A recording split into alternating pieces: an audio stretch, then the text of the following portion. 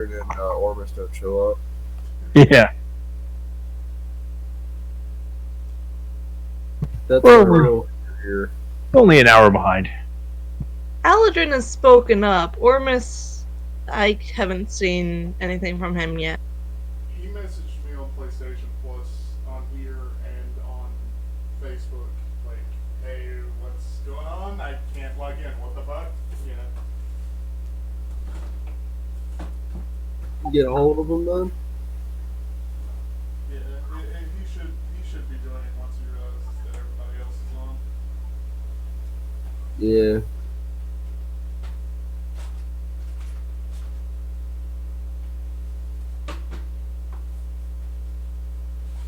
So I think we left off with coming back to the Drow Warlord.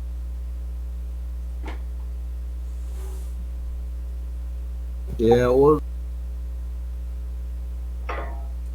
Something like that. I didn't realize until after that session that we didn't really accomplish anything. We did some cool stuff, but everything we did, we kind of had already we could have just done immediately at the beginning of that session. So we got right back to where we already were by the end of the session. Yeah, it didn't really get anywhere. We spent a good amount of time just bickering, didn't we? I mean, Yep. we do every session, though. This is where you say no, we don't, and then we argue about it for an hour. I mean, we got where we needed, right? What? We got where we needed to be. I mean, that's true. But to be fair, we already were where we needed to be at the beginning of the session.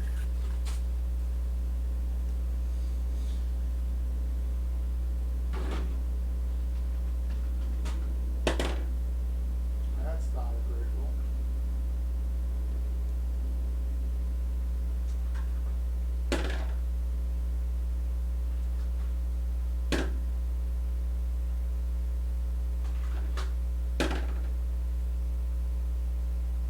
Yeah, definitely not touching that fucker this whole session. You can stay. See, what you don't know is that you got the bad rolls out of the one that you just set aside, and you got the only good roll out of the one that you just said could stay. I mean, it wasn't a particularly great roll. It was a 12, so it was pretty middle of the road. But What I'm saying is that's the only high roll you'll get from it. Statistically, this does make sense.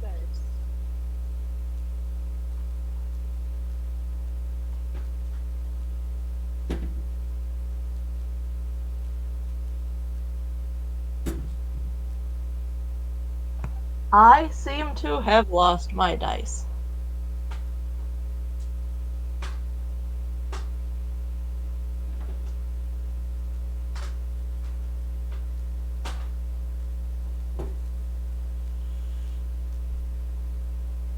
I can't wait to get my duplicated dice tray. So, I went ahead and listened to the last few minutes. I wanted to remind myself, so I had to listen to the handy dandy recording. And, yeah, interesting place to be. I never did listen back to that, as, mentioned. I realize that I keep accidentally adding, because YouTube mobile kind of sucks, I keep accidentally adding videos to that playlist. Yeah, it does that.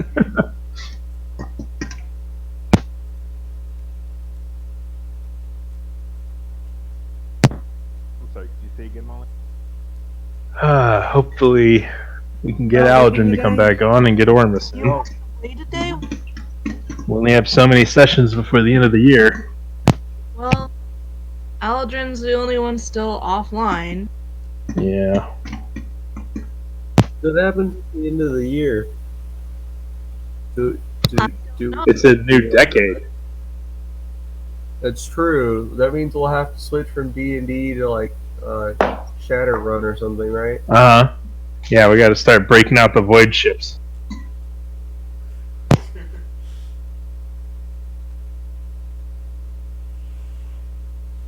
I will Still gonna play Lee. out yonder and say that he alluded to something he needed to have happen in game by the end of the year. This concerns me. It was the very last sentence of last game was all about what I'm planning for this game, this session. Yeah, Hey, since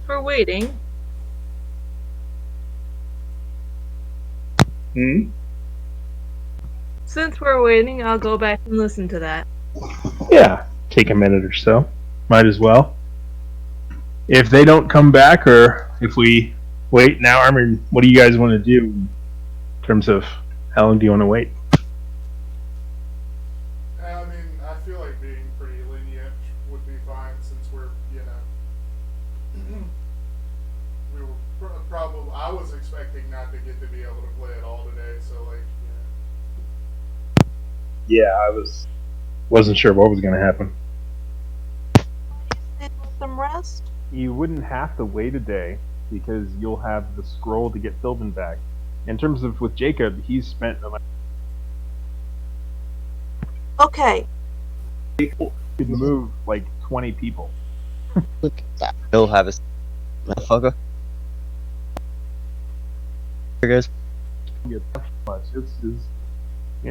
Anyway, it's just a game, guys. Let's just have fun. Don't worry about it.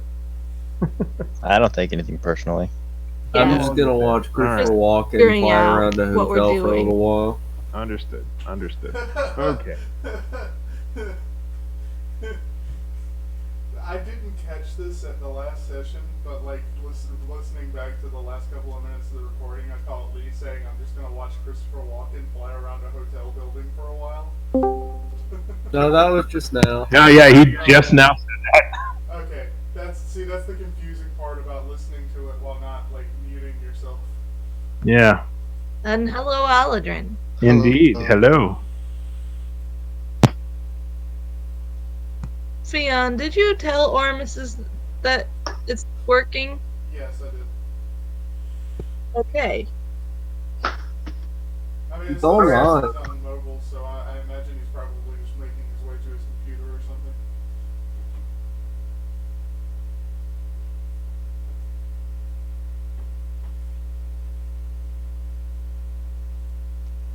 Weapon of choice. Should be soon, I hope.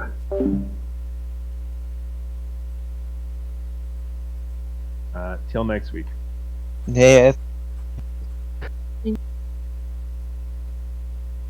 And make sure it would work. That's assuming that you can finish your business here in less than a day. Let's try to do that, and then get Philbin to.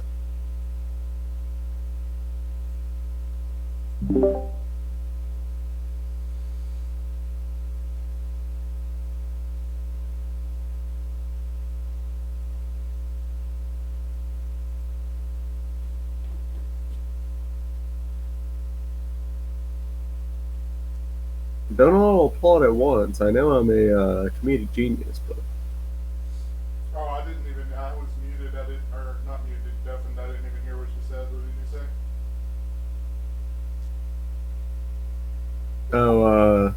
that I want to play a Hexblade that's literally just Christopher Walken, so I can have my weapon of choice. Active blade feature. Just make it whatever I want. That's awesome. Plus, he just kind of looks like a warlock. Yeah. I totally get that. He's got that kind of like I speak to a major devil look to him. Little haggard, yeah. Yeah, well, Willem Dafoe would make a good warlock as well. Yeah, packed with the scented Sharpies.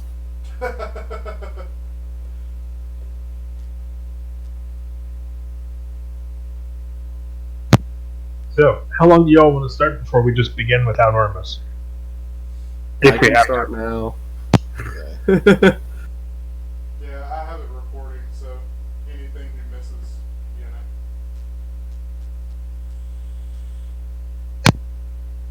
All right. You all had arranged for the majority of your NPC followers to put themselves out of harm's way and in a place where you would be able to hopefully access them as needed. You have Philbin with you. You are in the foyer of the cobbled together home of a drow and elven family deep in the city that no longer exists, under a mountain in a place that you don't know. And deep below you, miles down, is the drow homeland. What would you like to do? Well, I suppose we should just go ahead and start making our way back down, right? You certainly can. Fight for honor. Fight for Beyond once again. Do you want to take all of your equipment, or do you want to leave anything as you go down into this area? You know that the drow, as you've encountered them, tend to not appreciate you all as individuals. They allowed you to live, but they didn't seem too thrilled about it. And also, there's an army of dwarves just outside of where you are. That could be a thing, just saying. Fiona says to Philbin, oh hey, by the way, exposition later, and explains what happened with Molly being our quote-unquote matron, and how that worked, just in case, because we'll probably need to use that again, right? Like, Yeah. Probably. Almost certainly. yeah. You think we would do better this time if Fionn turned into a drow? I think Maybe they- not, actually. I don't know. I think that they just wonder where this new drow came from. Yeah. And why he's These are subservient to a gnome. Yeah, and I'd only have an hour of it, so for it to, you know, for the suspension of disbelief to not be interrupted. Oh god, he looks more like a fucking, Necromancer? well, I was gonna say patron himself. Yeah, at this point, he is just a patron. He became such a powerful warlock that he just hands out hexblades. Yeah, he looks like a great old one. But Yeah. so you all want to make the long march down back towards the fortress which you have encountered before? Yes. Yes. As you do so, going down, do you want to be the same level of sort of stealthy looking around, or do you want to hope that, I mean, because it's entirely possible those scouts will be out again, or perhaps more scouts? Yeah, I'd imagine we probably should, just in case, because there's no way this isn't suspicious, Yeah. at least in their eyes. I forget, is one of us carrying a bag of holding? Nope. You all, for a time, did have a bag of holding, but you left it behind some time ago, and it was stolen again by its rightful owner, Jareth, the spy from Tyrannia. Maybe we should put some more important items like the spear in my hat, Yeah. so we don't have to, possibly leave them behind again. Yeah. Now, you've been able to fit a great deal into your hat, but you haven't tried anything as long as a spear. Yeah, that one might be an issue. Plus, it's a spear that can pierce anything, possibly even a magical hat. Oh god, we don't even. Yeah, piercing the head's definitely not a good idea. Well, maybe just the bow then. Yeah, I mean, like, the bow and the club should be fine, I think. if that's what we're wanting to do, if they'll fit. Yeah. I open my hat out to you guys. Theon attempts to slide the bow in, very, very concerned about what might happen if he pokes it the wrong way. As you try to work it in, you get to a point where it just doesn't seem to go any further. It gets about 3 feet into it, but there's still a good amount out. This is a big bow, and it still doesn't go. Yeah. I assumed it was like a longbow type shape. Yeah, that honestly makes sense. Like, I was hoping, but wasn't expecting. Okay, what about the club? Lee tries to put it in. It's able to drop in. Alright, Lee does it. Well, it drops in, and after it drops a bit, you can see the hat shake, but then it stops Nice. It's awesome. as it obliterates whatever snacks have been hidden inside of it. Oh god. Heck, I It's have fine. mine in there too. That poor fish meat from God knows how long ago. Yeah, I think Yeah, I should really empty it out sometime. there's like Yeah, a there's month probably. It's probably not great. Probably not great. But you were able to put the club in there. Alright. So, being sneaky on the way down, trying to look out, or are you just walking tall, or I think walking tall will get us noticed and probably get us more results. but are we? Or killed. Oh, sorry. Go ahead. Or killed.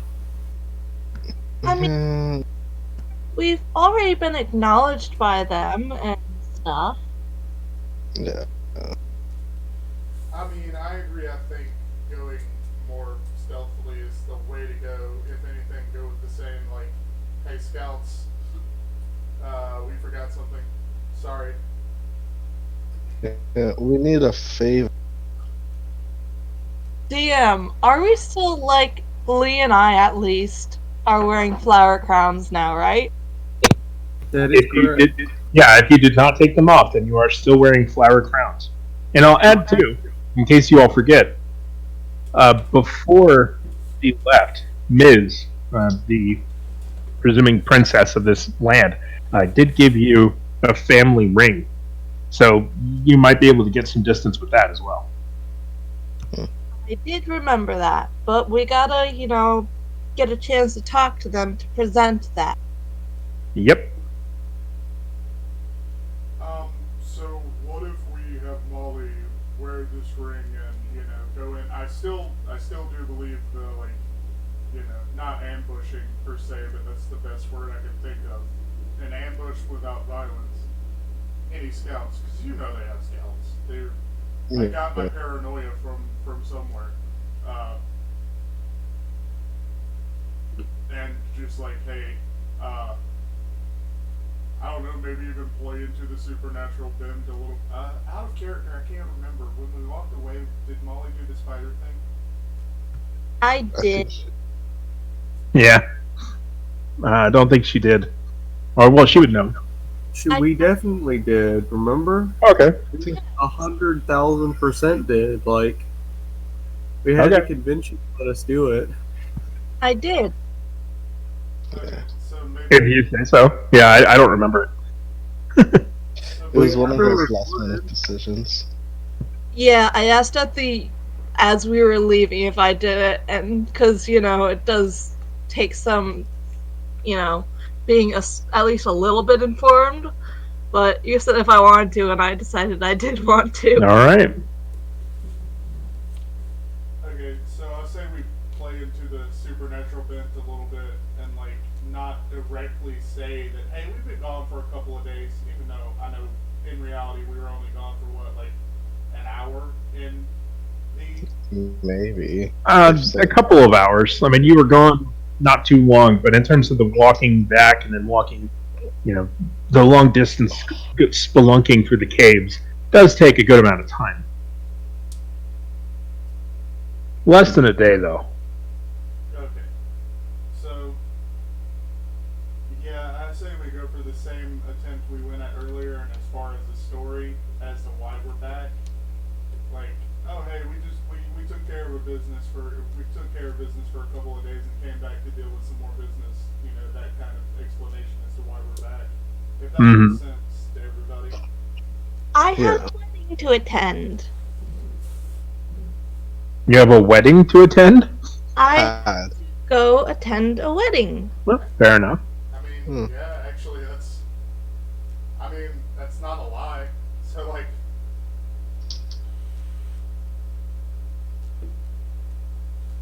All right, so you're just walking quick, not worrying about stealth or anything, just going towards the bridge eventually. well, I was thinking again, if the party agrees, I was thinking stealth, look out for scouts, and that kind of the same thing we did last time.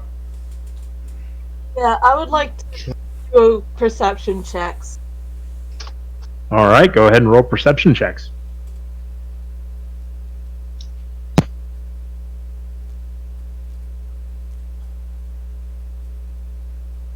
And of course, Fiona is making them as well. 15. I just realized I'm sitting here with my tray of dice in front of my keyboard. I don't know why I didn't just roll my actual dice. I rolled 19.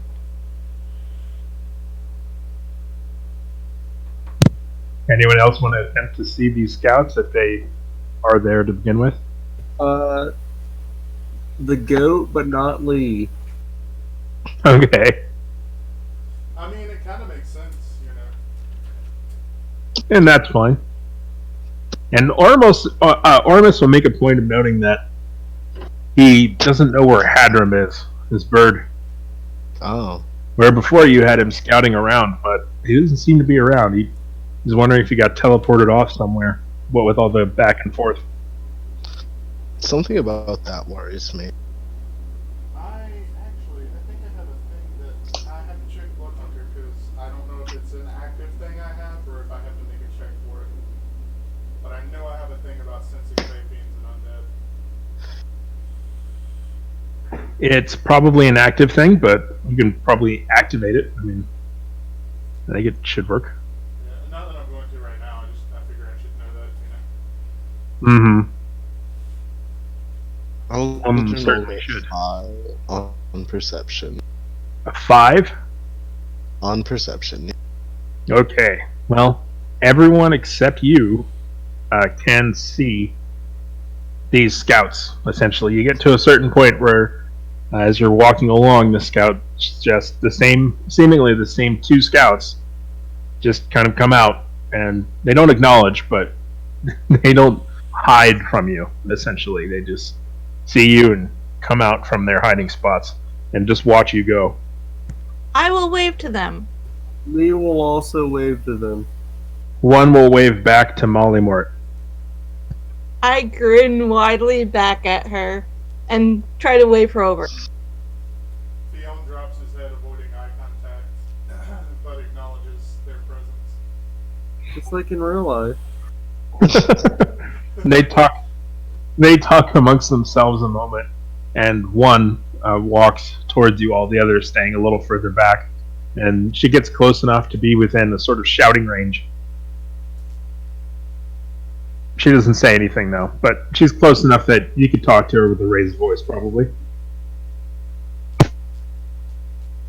I look down at you guys and kind of say in a hushed tone that forgot to ask Arata for tongues so I could speak to them. But oh well. Do we recognize them as the same scouts, or are they different ones? They have their faces covered, but they seem to be the same ones. Okay, Theon says in Undercommon, apologies, but our matron wishes to speak with you. Do you speak any of the common tongues? Elven. trash. Yeah, she calls out in Elvish that she speaks the language of the of those above, essentially. Fiona translates this back to her and asks what she wishes to say to him. I direct my voice towards them and ask, "Do you speak common?" In common. We did the same thing last time. I don't think Yeah. they speak common. Like we already spent 10 minutes on this last time. She- interacting with Drow. Yeah, she yells back in common, no. I laugh. She apparently knows that word. Yeah, Fiona just says to her, because Molly doesn't speak Elvish, right? Yeah. Yeah. Yeah, she's like, no human, is basically what she yells back. Yeah, Fiona just tells Molly he'll translate in Elvish so we can skip this. Or he'll translate Elvish, rather. Let's keep walking and tell them to come along with us, please. Fiona does I don't so. think that's. Alright, we can try it. No, I mean, like, it's just because we're trying to sell the whole Molly is the matron thing, so, like, you know, not quite. I'm pretty sure also like word of her turning into a spider as she left probably spread pretty fast. Well, plus they were there, and it did help the other leaders save face after his battle, because he was defeated by a champion of Loth. Of course he's going to be defeated, no big deal. Yeah. But anyway, so you're asking them to follow you all?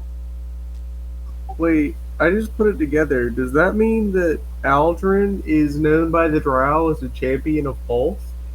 Possibly, amongst some of them. That's kind of Yeah, that's like the most metal. Yeah. Yes. Alright, so you're asking them to follow you all? Yes. Yes. Alright, That's what it's sounding like. whoever's doing the asking, roll a persuasion check, please. I think Molly was asking, but then Fiona was translating. Yeah, I would have said something along the lines of ask them to come along if they please. Okay, so this is a flat roll for me. Okay. That's a 15. That's pretty good. You can see one of the one that is closest is kind of letting it soak in her brain a little bit, and she turns around and looks to the other, and they just kind of look at each other a bit, and then the other one shrugs and starts walking forward, and they both keep their distance, but they seem as if they would follow you if you continue to move. The goat bass.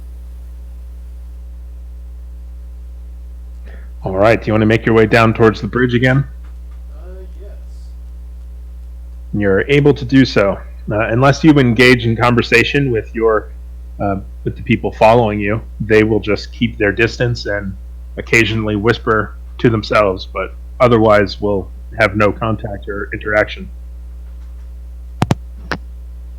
Fiona makes sure to keep keep an eye on them, basically. Just make sure no funny business is going on. Mm-hmm. Yeah. So you all can make your way towards the bridge. The entire time, you can see that Ormus is almost kind of, well, he looks paranoid, like more than normal. Like he's looking around a lot, but he's not looking at anything. He's almost jumpy. Yeah, he's twitchy. Yeah. But you all are able to reach the bridge again. You know that once you appear out of this cave through this tunnel, that you will be on this large stone bridge, across from which there are these large doors and a wall on which there are usually archers stationed. and you know that if you go out onto this bridge, you will be within range, but you could yell before then or make contact or what. So, where would you like to go? How far would you like to go? What would you like to do?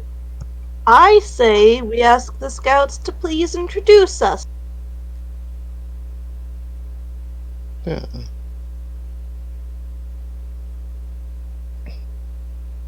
Who relays to the scouts to ask them to introduce you? I will say our matron wishes for you to introduce us, introduce our presence, rather. They look at each other and they have sort of almost not confused, but they don't quite understand it. They look back and they say, "You introduced yourself yesterday. Did you not?" Well, we would like to go inside. Fion translates.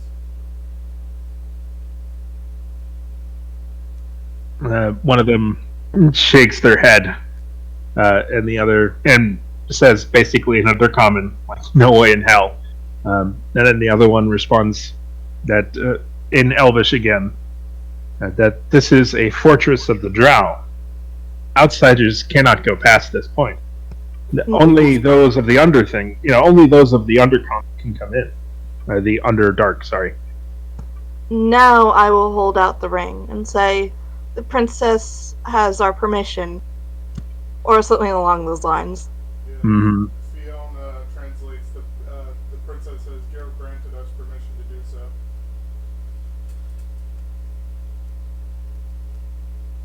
so. One will come up and inspect it, and essentially they will discuss amongst themselves. You can hear Fion, because you understand Undercommon, that they're talking about that essentially she bears the seal of the queen. The other says, well, she must have stolen it. She says, yes, but what if she hasn't? And then the other one says, well, there'll be a reward for us either way. And she says, yes. And they nod. And they say in Elvish, yes, we'll gladly take you in. I mean, honestly, we need to get in. So, like, if they're gonna try to, like, imprison us or something, I think that's basically expected. Out of character, do you think it would... I don't think it would be a wise idea, but I figure I should ask the rest of the party if I say something along the lines of, like, just something vaguely kind of threatening along the lines of, like, any transgressions towards our matron will be measured and dealt with accordingly. I don't think threatening is a super good idea here. Yeah, I think we just leave it alone for now, and if they start to act threatening, that's when we remind them that apparently, to their perspective, Mollymore is Lolth, or at least a very high priestess of Lolth. Yeah, I mean, they're letting us in. Let's let them let us in. Okay. Well, from this point forward, Fion is, like, actively making an effort to watch every move they make. Assessing threat. Yeah. All right. They step forward onto the bridge and they wave.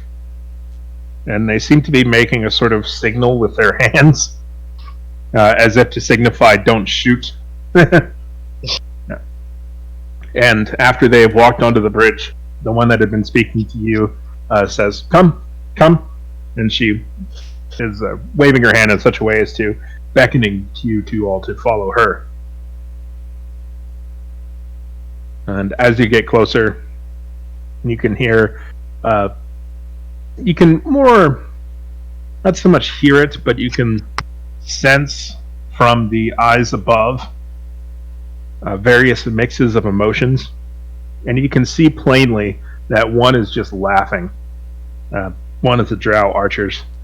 No clue why, but you all are able to make your way towards the doors again, and they wait facing the doors.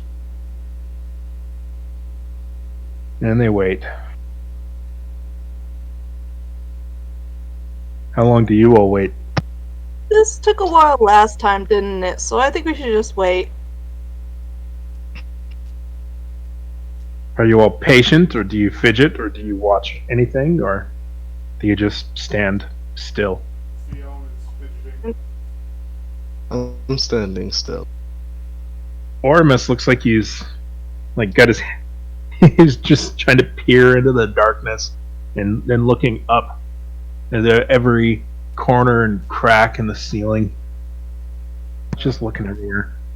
If I can, Oh, go ahead. Well, If- Argon? if I can see any of the archers anymore, I will observe them. Certainly. They seem to be discussing, going back and forth. Some of them look at Aldrin, some of them look at you, Mollymort, and then some of them just sort of look everywhere else. But for the most part, the eyes linger more on Mollymort, and then some on Aldrin, and then the rest are just sort of split everywhere. Whenever I catch someone staring, I'm just going to wave. Yeah, they, for the most part, look away when you do. You kind of make the metal hand symbol, the double horns. They're like that. Theon noticing Ormus's, what's the word? I guess concern is the best word. I'm at a loss for words today. His agitation, essentially. Yeah, and asks him in his broken draconic, what's wrong? What's going on? Why does he seem so on edge? He says back he doesn't know where Hadrim is. He always knows where Hadrim is. Can you not sense him at all? He shakes his head. He says, I don't know if we left him when Errata had us, or hope we didn't leave him in another universe. Can't you just, snap him back?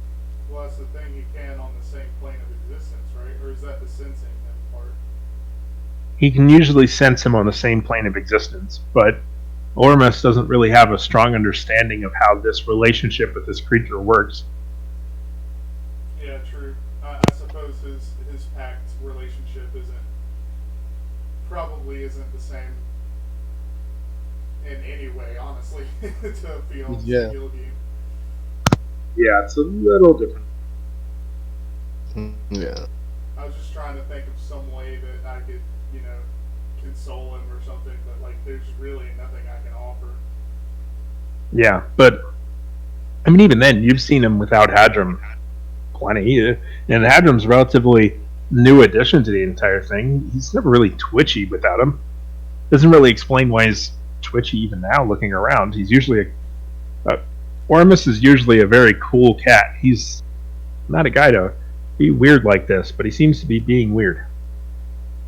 Anyway. Is this Ormus? Do I get the feeling that this is Ormus, or do I get the feeling he's been replaced?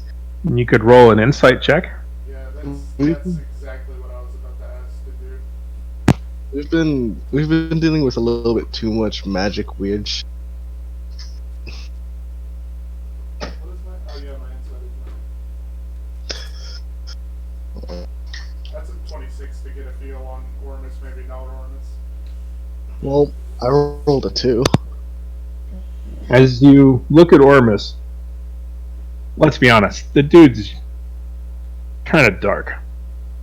But as you look at him now, especially you, Fionn, not so much you, Aldrin, with your 2, but Fionn, as you look at him, his eyes aren't as sunken, they're not as hollow, they always have this deep kind of a dark, not a gleam, but sort of a dullness, almost like they're eating the light around them.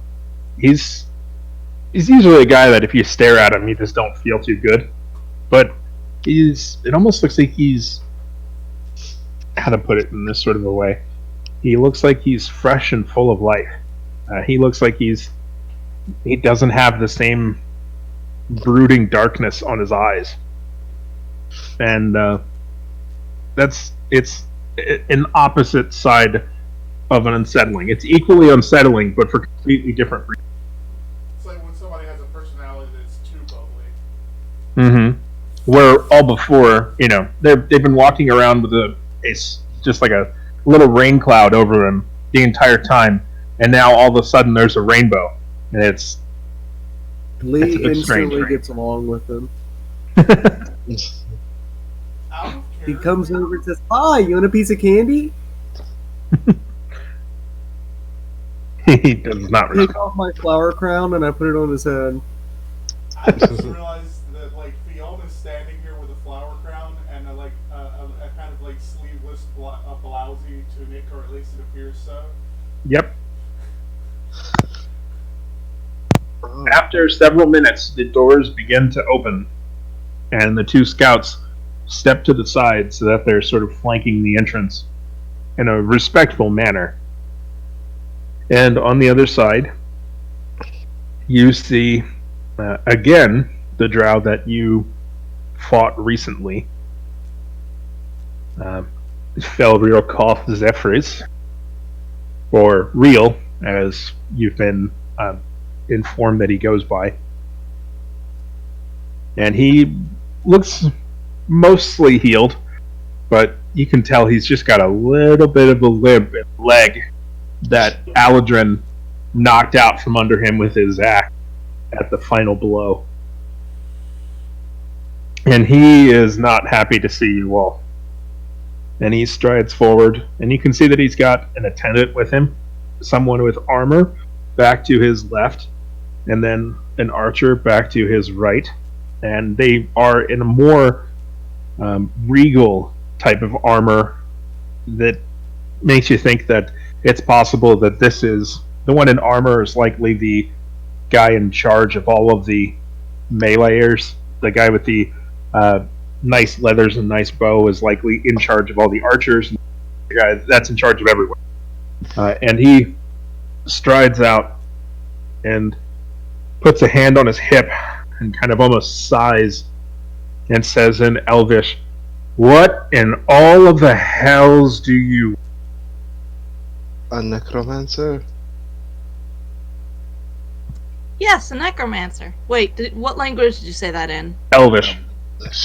Hey, I did not do that then. And Fiona translates, not using some of the harsher language. Fiona basically says to Molly that he says, what do we need? Well, to recruit him. Is he a necromancer? You see one of the scouts that brought you goes over and whispers in his ear. And he, as they whisper, he listens, and then he sharply turns his head to look at her, and then looks at Mollymort. And you can see him searching down her arms to her hands. Mollymort, do you have the ring in your hand, or where's the ring? Yeah, I think I'll still be, like, holding it so that way it's visible, but not paying much mind to. Yeah, he sees you grasping it, and he says in broken common, while pointing at it, "You have my cousin's ring." Yes, she lent it to me. You did not steal it? I did not. I did not steal your bow either, did I? I did her a favor. He gets kind of a growl on one side of his face, while the other is trying to stay calm. He says, "That does not belong to you." It is a loner. She is, at her request, in a safe place. It no longer belongs to her. It belongs to the queen. Then let me see the queen. Yeah, we'll return it. He kind of like blows out his cheeks and shakes his head and says, "You demand to see our queen?" I request to see your queen. You can, Fionn, you recognize at least 4 different curse words that you understand to mean various outsiders. As he shakes his head, and then says again in common as he sorts of calms himself, and says, "You came here, nearly killed me. Now you come to kill my queen." No. No, we're just looking for a necromancer. We just want a necromancer. Like, Why you want the necromancer? We need to resurrect a god. yeah. His business with gods, if you don't mind.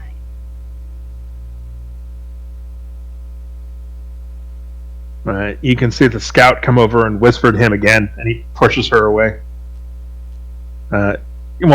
Puts his hand out and keeps her, makes her move back on her own, not actually pushing her, because he would never strike a woman.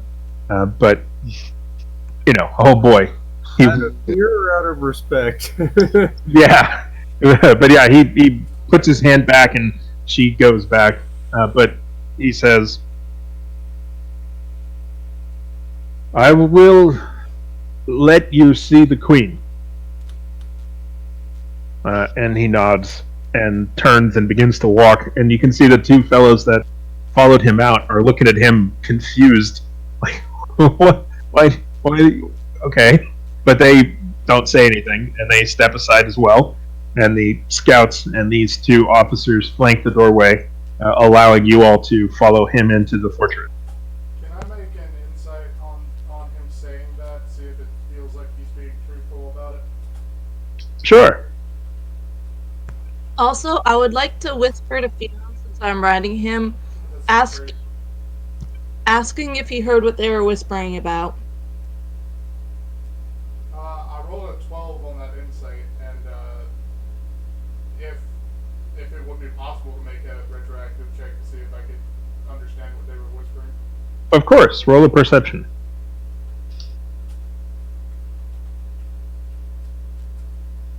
Wait, is what perception you say? Yes, it is. That perception is an 18. All right. Unfortunately, they were being much, much quieter this time. And she was, hand over her mouth, whispering directly into his ear. Yeah, there was no way to catch those words. Not with an 18, even. Yeah, that's what I was figuring. That's why I didn't make the check in the first place. Yeah, but with the insight on the 12, maybe it's, you taught him a lesson last time. You think it's maybe just a little easy, but you already beat the guy once, Maybe he just fears you and wants to do that. Who knows? It seems easy, but yeah. You were saying, Lee? I was just being silly. I was asking, what does the goat think? Well, not a lot. The goat didn't understand a word of that. True, the goat only understands Dwarvish, but we've Yep. kind of been it can kind of understand Common, just for the convenience of it, I guess. Yeah, I mean, I feel like that's one of those things where, the rules say you can only speak this language, but, in reality, it's just too hard for it to only speak that one language. Common makes sense. Well, Mostly it's because I forget. What I try to run it as is that I try to keep it to the Dwarvish because I think it's hilarious. But on top of that too, it tends to react to how things are said. It's kind of this thing you a could go dog. up. Exactly. You go up to your dog and you're just like, "Oh, you want to go play in traffic? You want to go play in traffic?" And they wagging their tail all excited because of how you're saying, not what you're saying. Well, it is smarter than the average beast. It's got 2 more points of intelligence, so it has a negative, 2 rather than a negative 3? Yeah. That's almost like a person. Yeah. I mean, it feels like a it feels the barbarian, room. maybe. Yeah. Your goat feels the room, but it really only understands dwarf. But anyway, do you all follow into the depths of this fortress? Yes. Because they're not taking our weapons away this time. As you come into this large courtyard beyond, you can see another set of doors past, and then a large set of doors to the right and a large set of doors to the left. Basically, it's a big sort of a square courtyard. And you can see from here that this is likely the second point of attack. This is the second bottleneck where these doors can be locked. It looks like they've possibly even got emplacements ready with large weapons and defensive siege tech kind of deal to fight off big attacks, where if they come through the bridge, they're still going to have a hard time getting through this room. But he walks to the left, and to the left doors, and they are opened by some guards already stationed on them, and just continues to stride through. And he says back, "It is a long way down. Do you all need to rest first?" No, we did. Fion speaks his command word, and his armor changes appearance into something more fitting of an audience with a queen. No, Lee climbs on the goat. All right. As you come around into, basically it's a kind of a larger tunnel that sneaks its way, well, not sneaks, not really quite named. Anyway, it goes a little bit to the left and a little bit to the right, and it doesn't seem to have any exits from it. There are no other doors from this. It just is continuing forward. It almost seems plain. Like you would expect this to be something else, but oh well. But as you come around further, it opens up into a larger cage, or larger cave, and on the right side you can see, almost looks like a stable of a sort, and they seem to have a variety of mounts here that he is moving towards a big, almost looks like a lizard. Oh, yes, I was hoping for a giant lizard. I'm sorry. Big gray lizard. I am absolutely making note of these. What kind of creatures are these? So I may be able to turn into one? Well, you see a giant kind of lizard. You see a giant spider. You see a giant toad. And you see a almost looks like a centipede with a whole bunch of just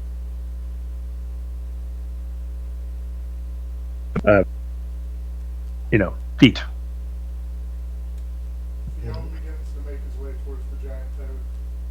I point to the centipede and I say, I want to ride that one. I'm walking towards the spider. Fion Be honest. Oh, go ahead. I was gonna say, to be honest, I expected Molly to just look at him and be like, "Don't worry, I brought my own," and turn into a giant spider. Yeah, Fion, when Molly says, "I want that one," turns towards the centipede and begins walking there, like, without question. Because Alright. she's on his shoulder, correct? Yeah. Okay, yeah.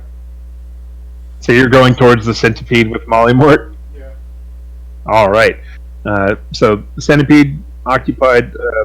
Let's see, who hasn't? Lee, you've got your goat if you want to ride him. Fion, you're on. Molly Mort, you're on. Aldrin, what would you like to ride? The spider. Okay, you can get on that spider, and Ormus will get on the toad Just so everyone knows, with Philbin. Tooth Grinder is currently beautiful because she's got flowers interwoven into her horns. She's always beautiful, but okay. So beautiful. Also, does anyone else feel like this is a very big trap? Oh, yeah, big time. But Fion Okay. thinks everything is a trap, so don't ask him. Yeah. Lee says, "No, I really think that's a guy."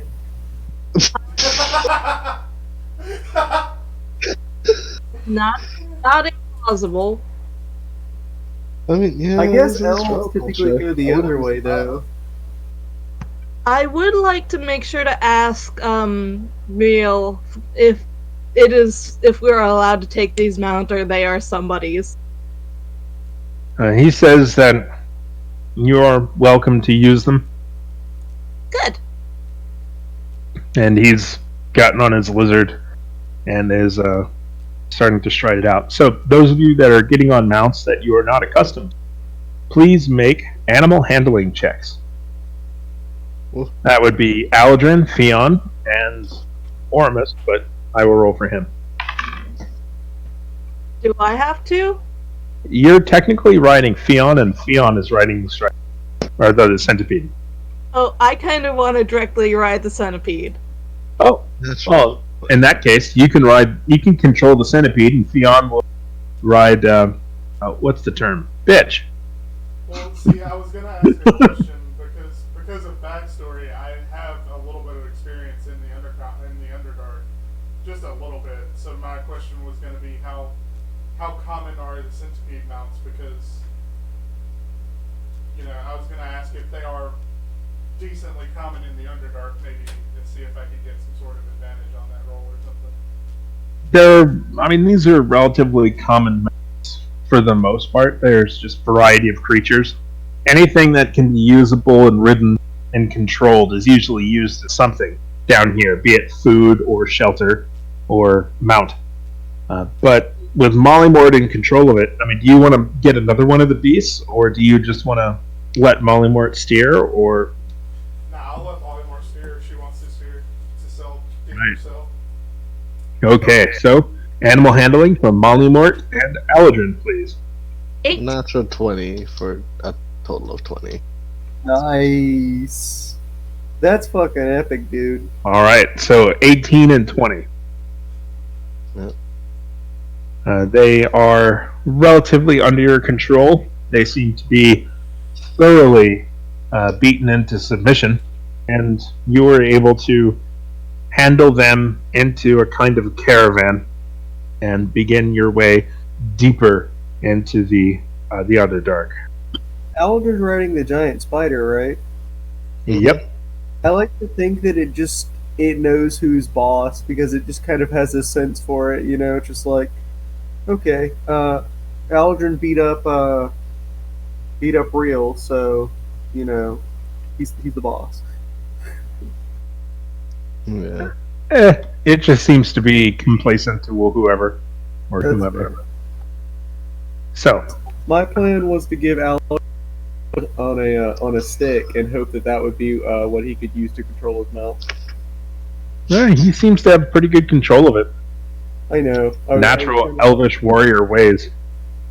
I know. But yeah, you're able to make your way deeper through these caves, and as you start to get lower in, where before in the upper caves it was just devoid of all life or anything really, just empty rocks and dripping water, but here you start to notice that there's the occasional pods of mushrooms, myceliums around, and you can see various glowing fungi in the ceilings, various parts, and you can even hear the occasional screech or skritter of little animal as you continue further along. And he does call back, do stay close, the Underdark is treacherous.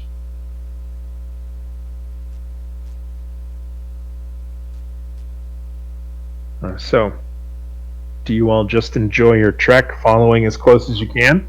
Or does anyone want to explore or look around or do anything or say anything? I want to get some mushrooms. I'm Do you going want to look around. to... Okay. Yeah, Fiona's looking around. I'm keeping my crossbow in my lap as we ride. Fair. I want some mushrooms. So, Lee, are you gonna get off your goat and pluck them, or are you gonna try and grasp them as you're going? I figured they're probably really big, right? Some of them, but Alright. it's most of the ones you're encountering aren't that big. They're like larger than a forest sort of mushroom, but not so big that you have to climb it or anything. But Okay, you'd have to go pretty deep into areas with the mushrooms to find really big ones. But most of what you're encountering are just like large forest mushrooms. so it's not like a forest of them. Okay. not that you've encountered yet. I'll ride by and grab one. Okay, you are certainly able to do so. I don't think I have a random mushroom check. Okay. But Molly can come up with a mushroom. holy crap, I do have a fantasy mushroom. Sure. Just roll on the wild magic table and see what happens to me. Oh, dear Yeah. God. I have a mushroom book I can flip through to find you something good. Yeah, was my thought. No, I mean this is doing fine. But anyway, you are able to pick some mushrooms. As you look around, you can even see. Looks like there's a couple of places. It looks like there's. You ever been like on a lake at night where you can the ocean or the sea or the lake is just completely black, but you can still see the waves in the black. Yeah. You can kind of see that in a couple of places on the ceiling. Oh, that's weird. Kind of neat. Yeah, What does it mean? What does it mean? tough to tell. I make like, I don't know, a survival check or something to figure out what that is all about. Sure. Yeah, that's what I was about to ask. Let's see. 24. So,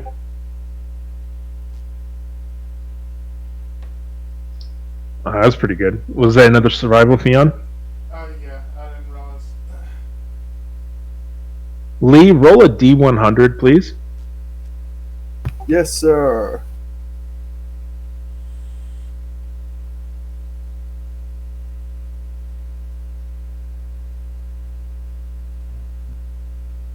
$13. Okay.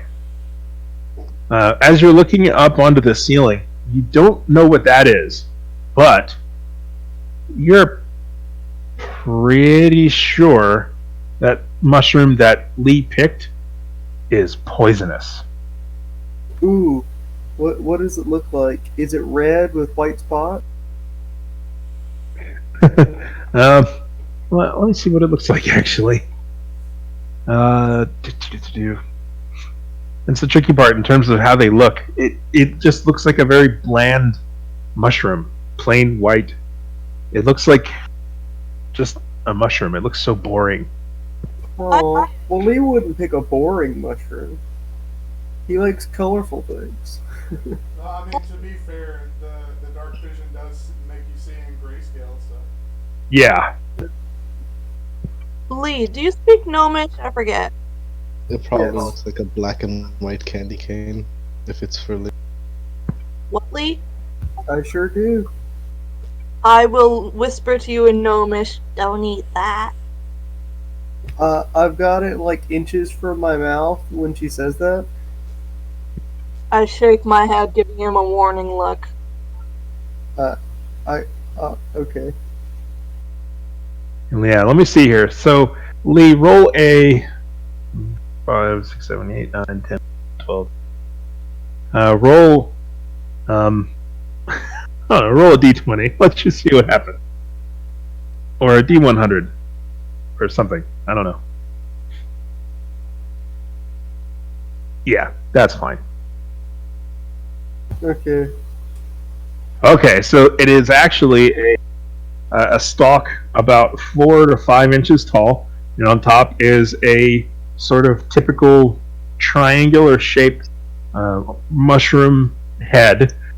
In the top of it is green with white spots, Ooh, I love it. and partway up there are white rings or collars.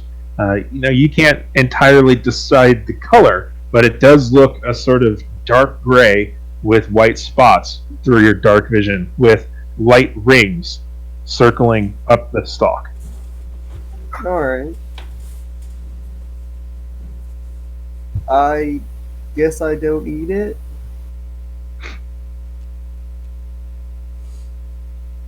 But you have that. The rest of you know that it is or rather, the two of you that rolled it, that it is probably poisonous. I'm pretty sure it's poisonous. But in particular, it doesn't have any flavor. Theon, you know that more, and that it is. If it's what you think it is, you know that a good poison can be made because it can be added to foods and it will not add any flavor whatsoever, and the target will not know they've been poisoned. He's got the lamest mushroom. Well, for him, because he doesn't know anything about poisons. Yeah, Theon with his alchemy set looks at it and is like, ooh. If you pick any more of those, let me know. I could put those to good use at some point, I'm certain. Alright.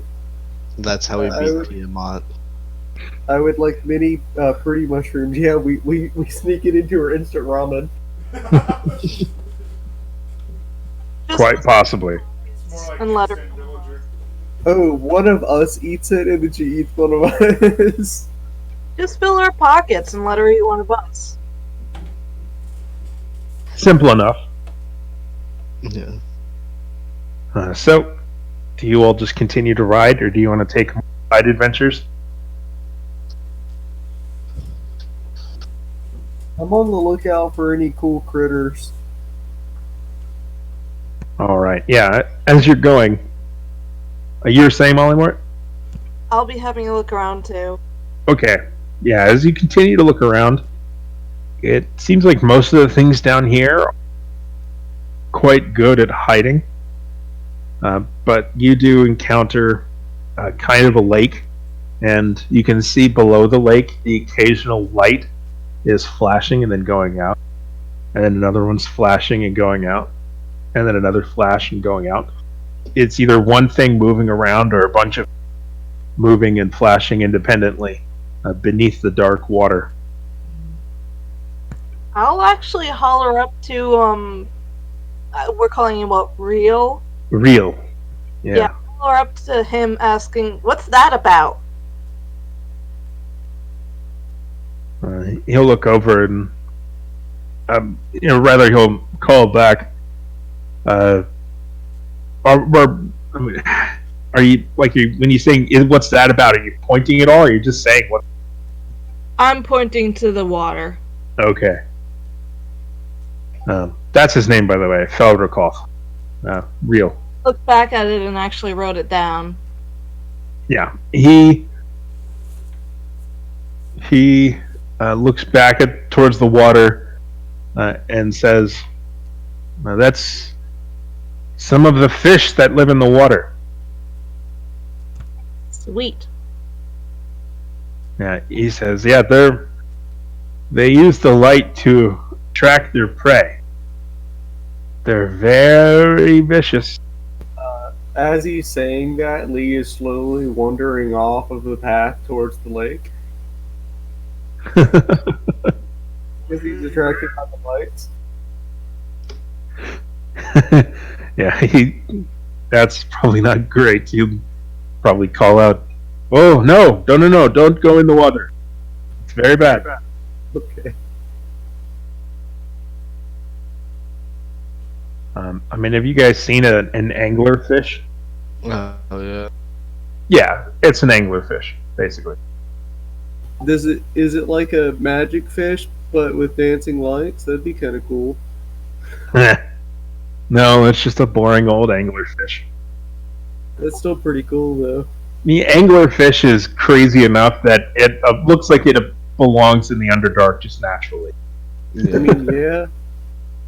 Yes, also the males are very interesting. It fits in with drow culture that they would like anglerfish. Yeah, Yeah. but there are some. But after a long way, you all are continuing to march. You've probably gone maybe 4 or 5 miles now. It takes you a long time, like an hour, to get this deep. Mm-hmm. But as you start to come in, you see that you're approaching looks like another fortress. But these are walls that are built from cut stone. not really utilizing a cave as before, but something built. And there's a gap over it, such that you might even be able to fly in if you needed or climb in. But it looks more like a castle as you approach it. With these large walls going up, it looks to be maybe 40 feet tall, of a dark stone of some kind. Absolutely devoid of light, but you are able to get in, or rather get to the walls. And he calls out in Undercommon who he is, and requesting that the doors be open, that he has brought some people for the Queen. And He says people and not prisoners. yes, he has Okay. brought some people for the Queen. Although you don't understand it, Aldrin. Only Fionn understands, really. Yeah, I'm just making sure we're again not walking into a trap. Well, from your perspective, Aldrin, you are almost certainly walking into a Oh yeah, this feels like a trap. yeah. At this point, Lee has removed the stalk of the mushroom and is wearing the cap of the mushroom on his head, like a hat. It's more like a spotted yarmulke, like a squishy yarmulke. Like, it's relatively small. Okay, I like it. All right. Almost immediately as he says it, these gates, or rather small gates, begin to open, and he brings you all in. And when he gets up to it, he dismounts from his lizard and seemingly stands there expecting you all to also dismount before you enter into the castle. I follow suit. Yeah. I dismount and bow to Molly All right. to allow her to get up. You mount, and no problem into, because they're relatively large, and some attendants come out to take the various mounts from you all, and you're able to go into this fortress. But you think that it's another one of those smaller cave areas. This is not made for people even as tall as Fionn naturally. With a Mollymort added, it's going to be a tight fit.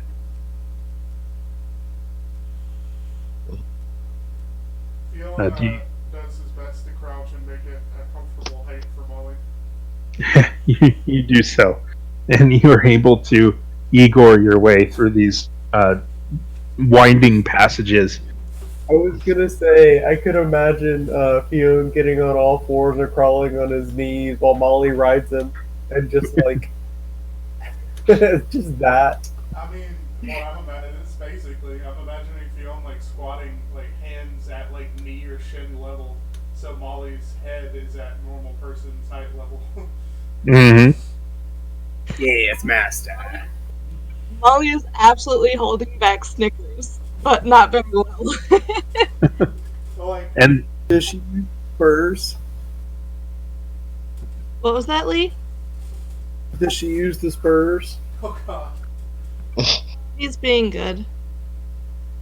anyway, those of you that are martially minded can tell as you're winding your way through that this is, I mean, he seems to be walking through striding without even looking where he's going. He just makes the turns, well aware of which direction he's going. But those of you that are martially minded think that this is a kind of maze added as a defense mechanism to confuse and disrupt any attacking infantry.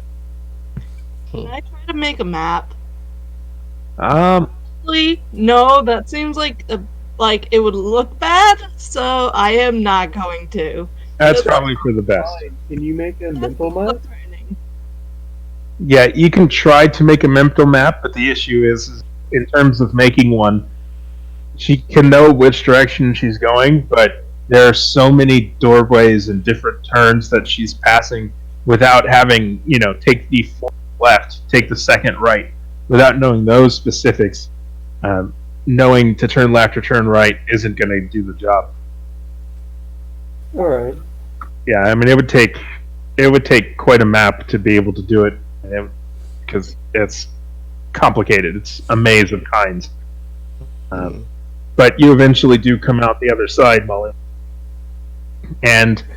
or rather, everyone does, with the guidance of Real.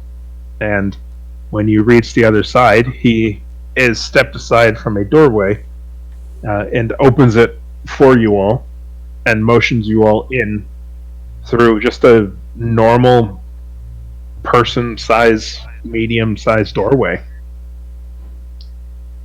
I will climb off of Fion. All right, you certainly can do so. Would you like to enter? Yes. Okay. As you pass through this doorway, you see that you've come through the other side of this wall, and to the left and to the right, you can see the wall continues and surrounds back, and until it reaches a point that it meets the natural cave wall. And within this area, there's multiple tiers. Essentially, have you ever seen like a strip mine where they mine different layers? It's kind of like that. We're in the center at the sort of deepest point. There's a lot of infrastructure, and then there's a ring around it, and there are buildings on it, and then a ring further around that above your head that sort of lines around the wall.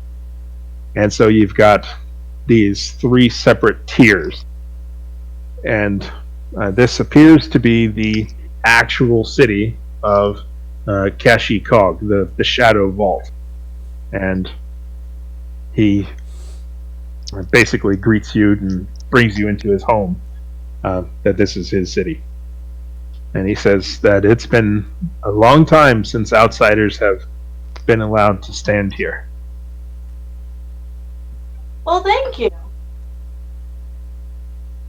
Yeah. Great honor. He rolls his eyes and just continues walking, leading you all around the outside edge, eventually to stairwell going down. And you can see too as you go that those of you that are paying attention notice that you're being followed by, it looks like about half a dozen guards, but they're at a far distance. But they definitely are following and watching.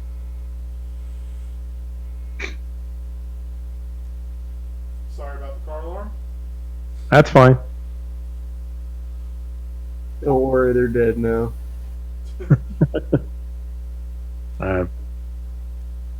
Does anyone have any comment or want to anything about the guards being following? I simply continue on. I mean, they're Yeah. being cautious. This is understandable. I'm just going to fall to the back of the party. Yeah, I was gonna say I'm at the back, and does anything for my feature, my shit, what's it called? My watch feature. Does it tell me anything about the guards? Anything going on? Now remind me about your watch feature. It's been a while since you brought it up. You know, I don't remember exactly what it does either. That's part of why I brought it up. It allows you Huh? to get a basic idea of the infrastructure of the guard and where the barracks and stuff will be placed in the city and stuff like that. Right. Yeah, as you look, you notice you don't know how thick it is, but are several small doors, but there's no large doors. And from the front, you saw large doors, so you don't know what that's about. It's possible that there's no direct entrance for large beasts, which could be defensive, but who knows? But as you look through this city, you can see that there appear to be guard towers throughout the city, but otherwise it seems to be relatively straightforward. I mean, there are large ramps going from point to point, and you can see where at the back of the cave it just turns into darkness even further. But I mean, it seems to be that I should add too that it is lit from above by a dim light, like a kind of softly glowing fungus, or more akin to stars up there, but you're not quite sure what's causing them. But Anyway, you can see all the way to the back where it just disappears into a dark tunnel. But in terms of the guards, it doesn't look, you don't see anything but the wall and guard towers that are throughout the city. I will salute the guards. They have no response. Good.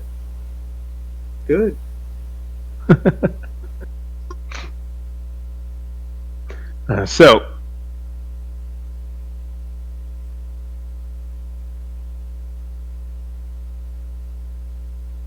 you first down a kind of, or rather, some stairs, and then towards a ramp, and then more stairs, eventually leading you to the lowest. As you're going along through getting to the lowest, you can see around you several dark dwarves and dark elves and even dark gnomes are quite curious. The gnomes themselves, the deep gnomes, the Smurfivlin, seem to be more cautious. They almost scurry away from your path and just peek over and around various objects. The dwarves do seem to get closer. These Drugar, they seem to be more stubborn, I guess. But the drow do take their distance, but they don't hide. They just watch as you go past. Molly is quite curious, like watching the dark gnomes. They seem to be curious about you. All of you, but you especially. But eventually you are taken deep into the sort of center of this pit area, towards one that is a kind of spire, I guess. It looks like it's, if you didn't know better, or from further away, it would even appear to be a sort of stalagmite, a very large one. But as you get closer, it's either entirely carved or built to look like a kind of stalagmite. And as you are brought closer, you can... Real puts up a hand and asks you all to wait here, that he has to go in first. I nod. He approaches two guards that are flanking a closed portcullis with halberds crossed, essentially.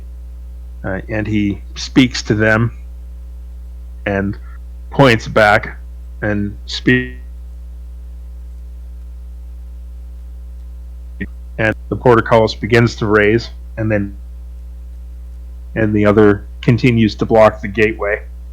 And he turns back, and he says that he, referencing the guard, apparently, is going to go inform the queen, and she'll decide whether or not she wants to speak to you. I I offer him nod. a piece of candy. He ignores. He continues to stand there with his hand out, smiling at him with a piece of candy in it, making uncomfortable levels of eye contact. He, is intentionally looking away, making effort to not look in your direction, keeping you as far out of his eye line as he can. That is fair. So do I get advantage on my stealth? Are you trying to stealth? Obviously not, but if he's looking away from me, I guess I could probably give somebody stealth. You've still got, half a dozen guards watching you. More, in fact. That's fair. That would just affect his perception specifically, not anybody else's stealth. Correct. But eventually the guard comes back, and there's some discussion amongst them. And Real comes back over and holds his hand out to Mollymort and says, I need my cousin's ring. I reluctantly handed it to him. Actually, no. I say, is there a woman who can take it instead of you? Ooh, nice. Damn! That was a power play. You see the nostrils flare, and he stands back up tall again, and with a brisk gesture, he motions you all to go in through the doorway. Hell yeah! Nice fucking play. You pass through the portcullis into the base of this stalagmite, and inside you can see that it's been completely hollowed out. And in the very center of this room, well, I should add that there are, it almost looks like not waterfalls, but there's streams of water dipping down into pools, whether natural or artificial. And it makes a kind of natural song that's quite pleasant. And at the center of this is a throne. And on the throne is a drow woman. And there are so many guards. Basically, there's like a corridor between you, the entrance, and the in this throne, just flanked with guards. Most of them appear to be elves. Some of them appear to be Drugar. None of them are the deep gnomes. Lee silently kneels. This looks to be the queen, right? This would certainly seem to be the queen. Alright, I will politely bow. Yeah, Theon does the same. She nods to Mollymort, keeping her eyes on Mollymort. I take somewhat of a parade stance behind Molly Moore, axe on the ground, hands on the pommel of the axe. The queen speaks to a younger woman at her side, at her quiet tone. But if Theon, if you wanted to strain your ears to hear what she's saying, you can try and be able to understand it. Yeah, I will attempt to.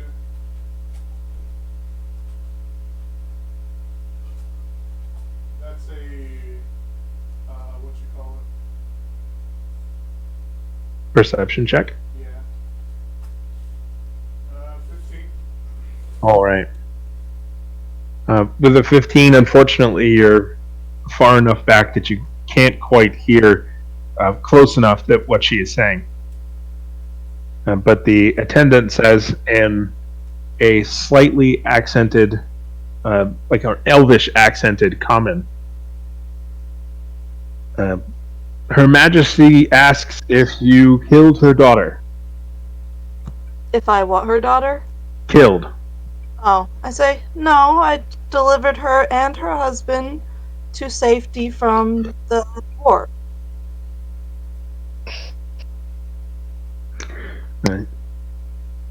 She responds back to the queen. When the queen looks at you and responds back to the attendant, and she says, "How did you help them to safety?" Is Philbin there? Yes, he is. I simply say teleportation.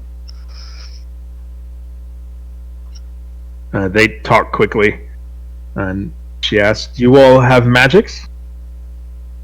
Very much so, yes.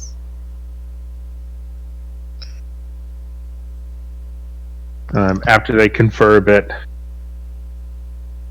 "We would like you to return the ring." I hold it out and look to the attendant. She steps forward and bows and takes it and inspects it and returns to her place and gives it to the queen. And she says, "The queen is grateful that you have returned this heirloom." I say, I will tell your daughter that you have it safely in your care. You can, even without understanding the language, you understand the eye roll that the queen makes.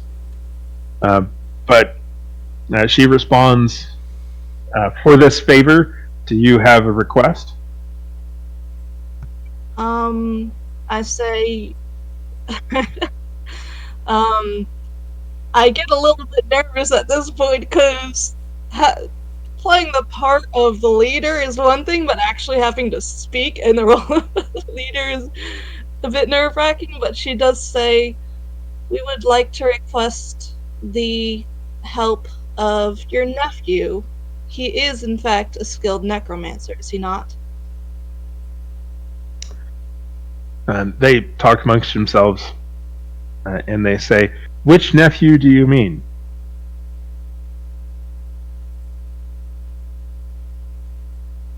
Zephril. I think that's how you pronounce it. Gosh. Is he a necromancer? Yeah. The attendant says, while Commander Felrokoff is talented in many ways, he is not a talented necromancer. That's what I was thinking. I was like, he's an assassin. Oh, I shrink back a little bit and say pardon the misunderstanding, but I was informed you have a necromancer under your control who I would like to ask aid of. She speaks with the queen a bit, and the queen nods and does a dismissing wave, and the attendant says that you will be allowed to speak with our necromancers. I nod and give a small bow and thank her. She nods. Very relieved.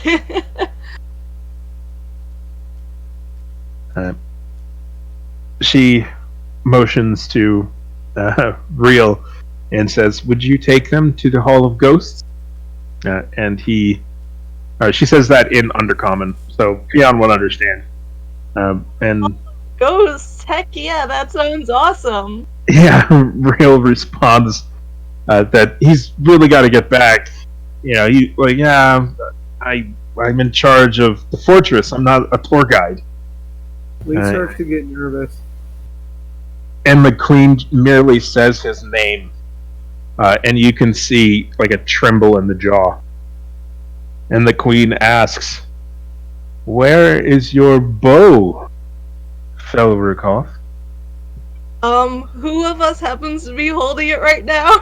Literally, Fiona's wearing it. Yeah. It's just slung over my back. Like, I've used one of my whips to kind of make a sling since it doesn't have a string. Real's eyes dart to Fionn, and the queen looks to Fionn, and her eyes grow narrow. And she yells in Undercommon at Fionn, "Explain this!" Fionn looks to Molly like as if asking for permission to stand and talk.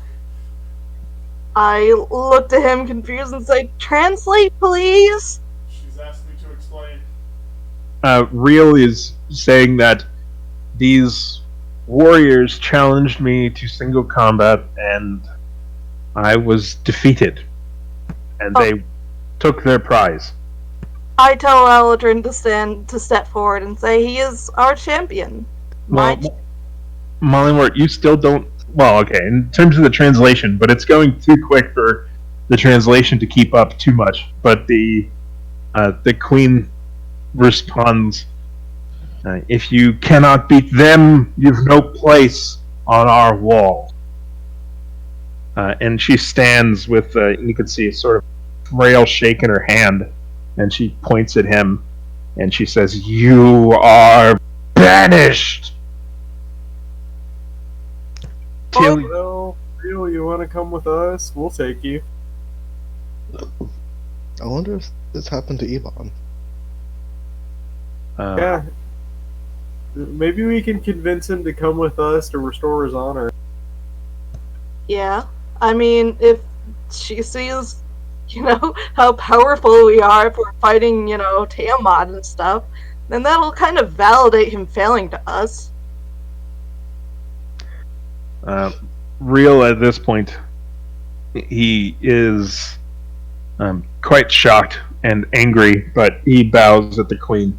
Wait, Molly, could you ask to take him as well? because you asked to take him earlier, but you realized he wasn't a necromancer. But could you ask to take him as well? I don't think she said that he's banished in commons. I don't know what's going on. Yeah, I assume Fiona's like kind of roughly translating, like, as to explain, she's angry, she banished him, like that. Yeah, it was quick. I speak up. Please have mercy on him. It's not his fault he was beaten by a champion of Lolth's chosen. I'm going to wave my hand to try to tell Aladrin to be quiet, because this is not the time. And Aldrin, are you saying that in Common or Elvish or Elvish. Okay?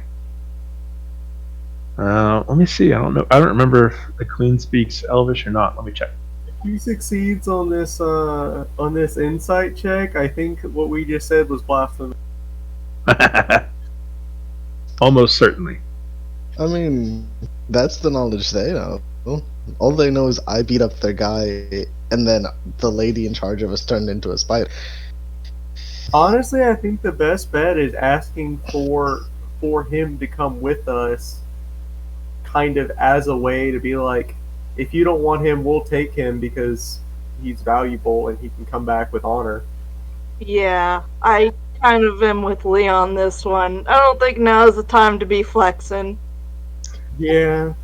The Queen says, back, still in Undercommon, towards whomever, that without his honor, he is nothing to kill him, eat him, keep him, whatever.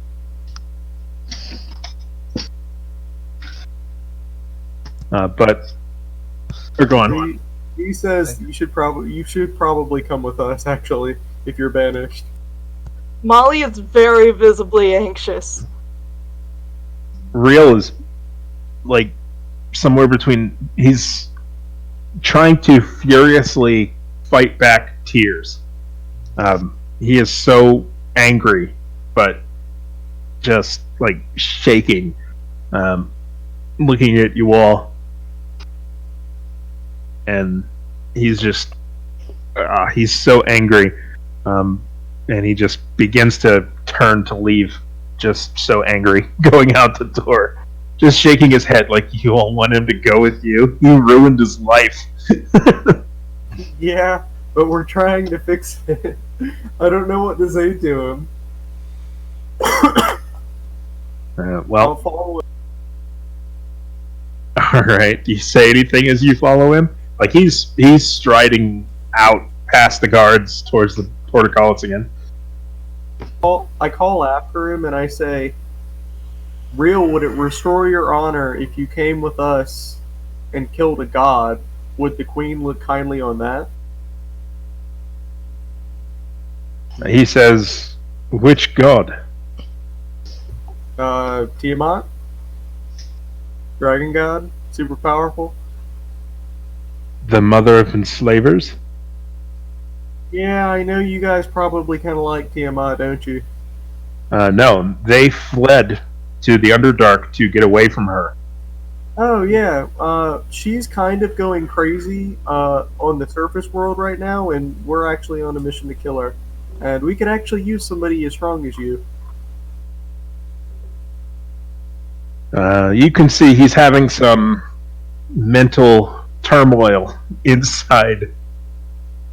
I mean, if you defeat Tiamat, I'm sure the queen will accept you back.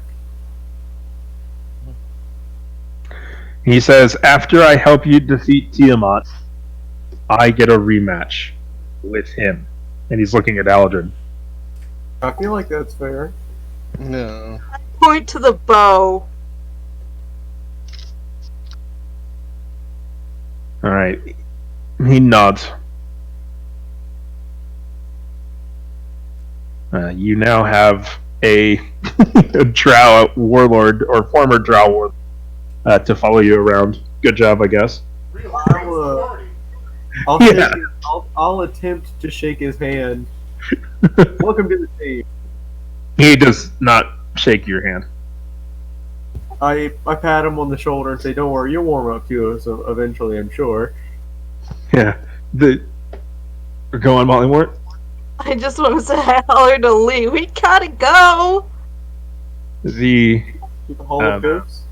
The queen gets up from her throne and walks through the guard that have flanked through this sort of passage, creating a kind of tunnel for you all, flanked on either side by martial terror. And she goes through, and the attendant says that you all may be escorted to the Necromancers, and afterwards you will be escorted out. And they make their leave. I nod politely to her. Can I take this opportunity to check in on Ormus? Yeah. He is kind of. I'm sure you all have seen the Dave Chappelle skit of getting a little scratchy, you know? Yeah. Just. He looks like he's getting itchy. He's twitchy all over the place. He's looking around. It's unsettling. He's quiet and all that. I pull out a what looks like a piece of candy and offer it to him. He takes it right away. It's Xanax. Does it help? We will see. Fionn asked Ormus in the Broken Draconic, did you, Ormus, I'm curious, did you make a deal with Rada? He shakes his head and he says, "No, I tried to talk to him, but nothing happened." No. You, excuse me for calling this out, but you look a little different, and I'm just worried about you. Like, I know you, and again, I don't think anybody else in the party speaks Draconic, but... I do. Well, let's hope you're not paying attention. Fionn says to him, I know you have your thing with your patron about, your deal, and I was just, I don't know, you seem a little different. I know how much that kind of magic can influence you physically, so I'm just worried. He says, "That's what I'm worried about. I can't see. I can't see anymore. You can see him make the gesture of drawing the magical blade, as he has done several times before, from his palm, and nothing appears. That's weird. He says, Holy fuck. Okay. he says that something's wrong, that he can't see the dark like he used to. He can't manipulate the dark. Something's wrong. Oh, fuck me, we don't have time for this. This is Don't not a worry. Kickstarter, of course. Don't worry. I'm sure Lee can handle this. We'll just make him a paladin. No, this is Meanwhile, terrifying. This Real is leading you all towards the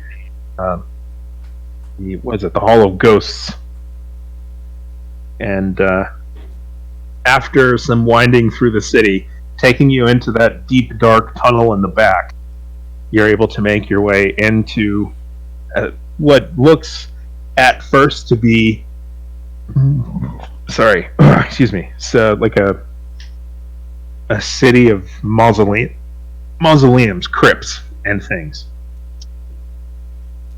And he nods and says, down here, I should add too that the contingent of half a dozen has swelled to a solid dozen. So you've got a dozen guards following you all at a distance now. But he nods down in, and he says that the necromancers down here are responsible for reconstituting our armies to fight what is deeper. What do you all need necromancers for exactly? To remake the body of a god? He nods, says, "Okay, that makes sense, I guess," and then continues to take you all into towards the Hall of Ghosts, and he brings you through various of these.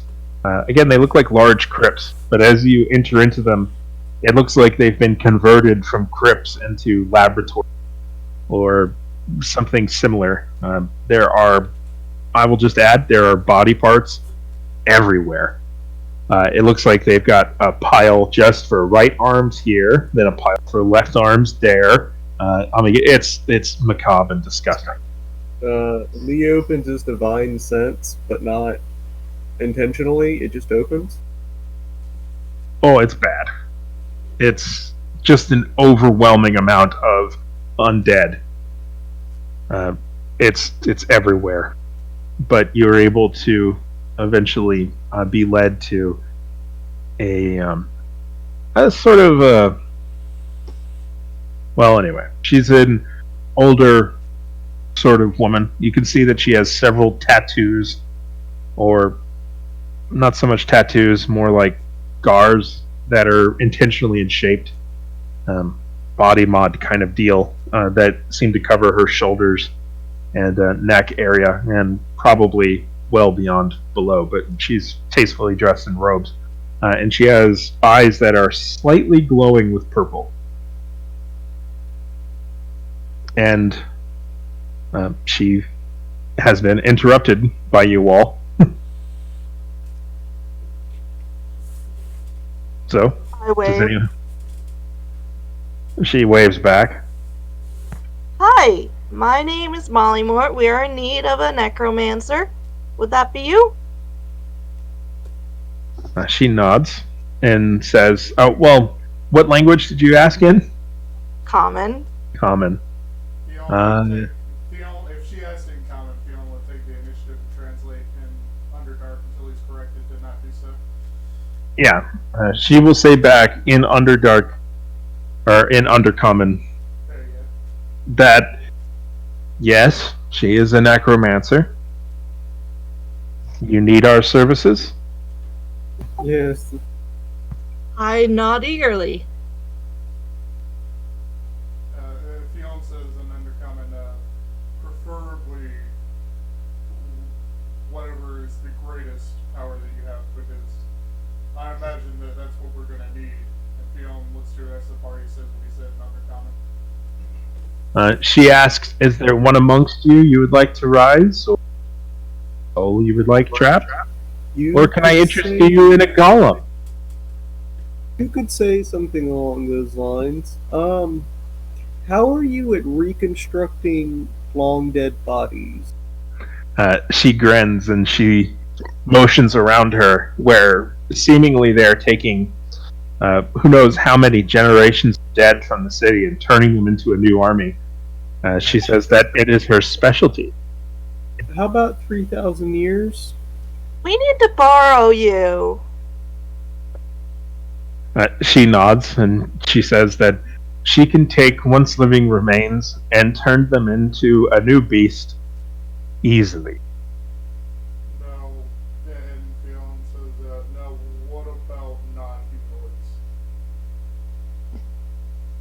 non-humanoids? She thinks and she says, "Perhaps. What manner of beast do you have in mind?" Dragon?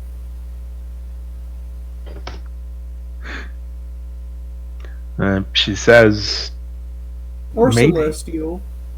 She's never said she's never seen a dragon. She would like to try, though. Oh, then we've got the job for you.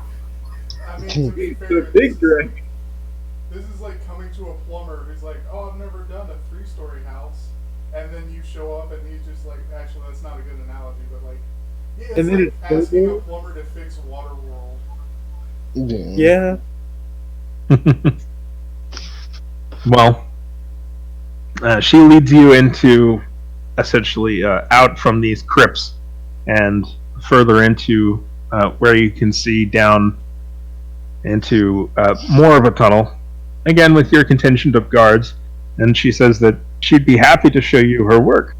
They do quite a good job, and they're very important, the things that she does. Lee just looks really queasy and just kind of like turns around and is like, no, thank you. I reach over and give Lee guidance. He somehow found a brown paper bag in the world of D&D and is hyperventilating into it. But she leads you to the next cave, which you can see is vast and deep and covered in a kind of mist. And amongst it, you can see these shambling masses tending to, it looks like crops of various kinds of, let's be honest, it's a lot of mushrooms. And there's some, like, almost looks like radishes, various tubers and things, but they seem to be these shambling workers. And she says, of course, not everyone is fit for combat, but they have good utility. I'm curious, how does she herself smell with divine sense? Oh, not great. Well, for divine sense, she, you can interpret the sense to be a kind of evil, but not like a passionate evil, more like a dispassionate evil. She smells like a mild cheddar. Do I Okay. understand that She's also evil as a hobby. Oh, hang on, Mollymort, what were you saying? you started talking before he said with his divine sense. Do I get to understand that she actually just physically stinks? Oh, she physically, it smells like death down here. It so much stinks. Like rotting meat and cheese. Well, it smells like, okay, more than death. It smells like shit and death. They fertilize their fields, and there are corpses tending to them. It stinks. Fiona seems oddly unfazed. Holds her flower crown under her nose. It barely helps. But she says that, would you like this dragon to be brought back? And she seems like she's trying to find a polite word. Not undead if you can do it. We would prefer him be living. We want to restore his body. You can see her face is very puzzled, and she tilts her head. Like made alive again? That's right. Our main purpose for needing you is restoring the body because, well, it's a long story. Yeah, we already have the soul. I know that's kind of confusing. Honestly, the best thing would be if you came with us and we showed you. Porter here somewhere, or do we have to? I gesture over to Phil. She says that it's what she's doing here is extremely important. Her work is essential. They're fighting a war, after all. Yeah, we're fighting for all of creation. Yeah, and we did get permission from the queen to borrow you. We did, right? Kind of. She said She speak with them. she looks at Real, who she knows to be a very high commander, and surely a strong servant of the queen, looking as if to ask him, did the queen give me, tell me to go with? And you can see him with a straight face nod at her and say, yes, the queen has given us both orders to assist these outsiders. Oh, man. Oh boy. And she nods and says, all right, I guess we serve with the queen. Don't worry, it won't take long. She smiles a little bit and she says, good, I do love my work. And she pets it looks to be a creature made of mostly in the size and shape of a deep gnome, but clearly has the arms of one of the deep dwarves. Very burly arms. It's just walking on its arms. Yeah, and it's like one of the eyes is completely missing, and it's just this shambling mess. And as she pets it and smiles, it kind of looks up and goes, Ah. And she says it would be good to get away, I guess. Never been to the surface, you know. And she is quite happy, actually, now that she thinks about it. Go on. Do you guys have any experience with sunlight? She tilts her head. Sunlight? What time of day is it right now? You know that where you are currently, it is. It's in the evening, essentially. I'll just say it's very bright. It might burn your eyes a bit. Yeah, you might need like something to cover them. See, half of the time on the surface, there's an enormous amount of light, and it might be too much for someone who's accustomed to the dark. Yeah. She looks a little worried, but nods.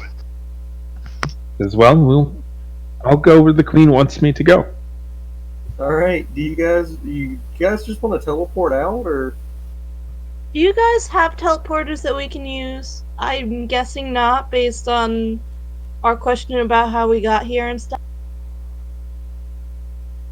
Fel says, no, we don't have that kind of magic here. Okay, Philbin? Where to?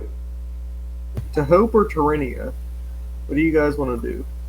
I mean, we should go to Hope because that's where, Bahamut is, right? Yeah. Like, Wait.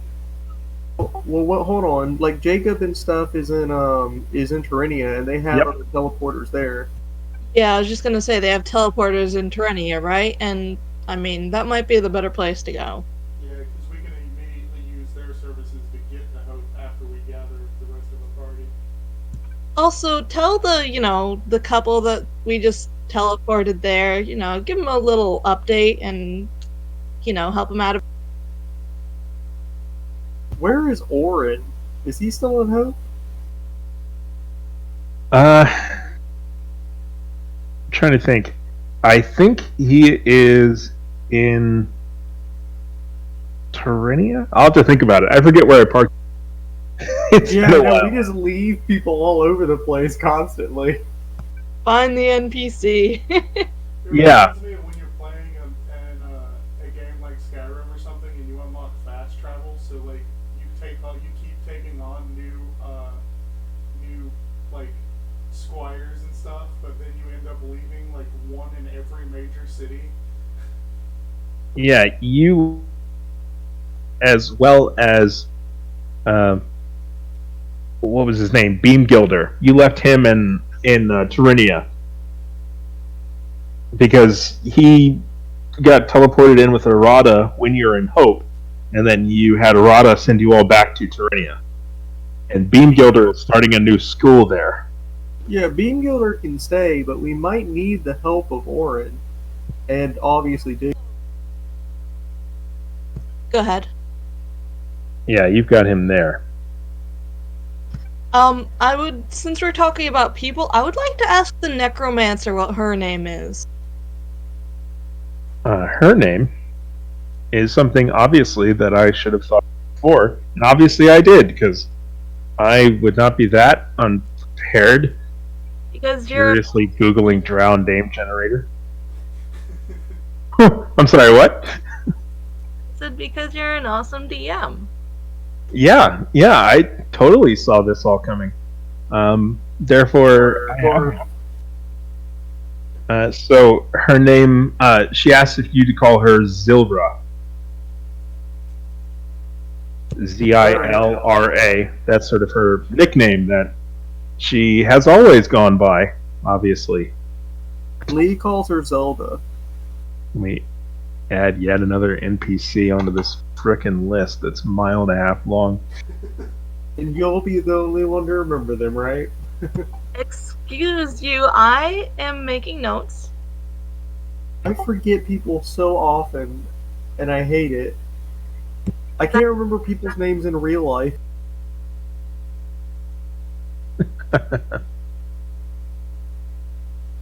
So, yeah, this will be acceptable. So her full name, if anyone is curious, Zilralia Torth. But she says just call her Zilra. Alright. Nice to meet you, Zelda. I'm sure she'll appreciate that one day. But she says that she asked if she could pack a few things, perhaps, before we go. Of course. You do. What about you, Real? You need to pack some? As you look over and ask him, you see that he's staring at the bow. And as you say his name, he kind of, huh? What? No, I'm fine. But Zora goes off to presumably pack some things. And when she comes back, you can see that she's got a sort of overnight-sized bag in her left hand, and over her shoulder she has a kind of basket from which you can see clearly protruding a foot. Well, I is it? appreciate this person. Mm-hmm. Lee's very uncomfortable. I hop up and pat Lee's head. She says, "All right, I'm ready to go." Philbin is looking at you all with wide eyes, like, is someone going to say something? Lee just looks queasy. Philbin, who you have the teleportation scroll already, right? He says, "Yes." Okay, so is this a good enough place for us to do that? He looks around at these fields of terribleness, and he says, "She has body parts in a backpack." Yes. Lee starts crying. He shakes his head and he says, you all have asked me to do some things that I'm not comfortable with, but this is a little far. These people are dangerous." Different strokes for different folks.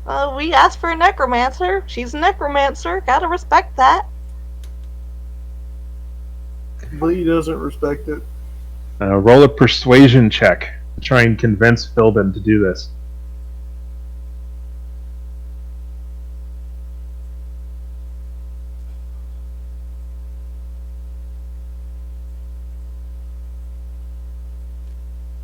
That's a modest 15. All right. Philbin shakes his head and he says, "There's a lot of things I'll do, but I'm not taking. What is she even going to do? Where we're going? There are innocent people." Lee puts a hand on Philbin's shoulder, and while through his tears, he says, "We have to remember the greater good here. If we can resurrect Bahamut, we can defeat Tiamat. I don't like this either. She smells really bad, Philbin." I'm gonna lean down into Philbin's ear and whisper, "Maybe she'll die during the battle." All right, Lee, make a persuasion check. Would my guidance still be on Lee? How long does it last? I think it's just a minute. No. I didn't think so. It was worth asking.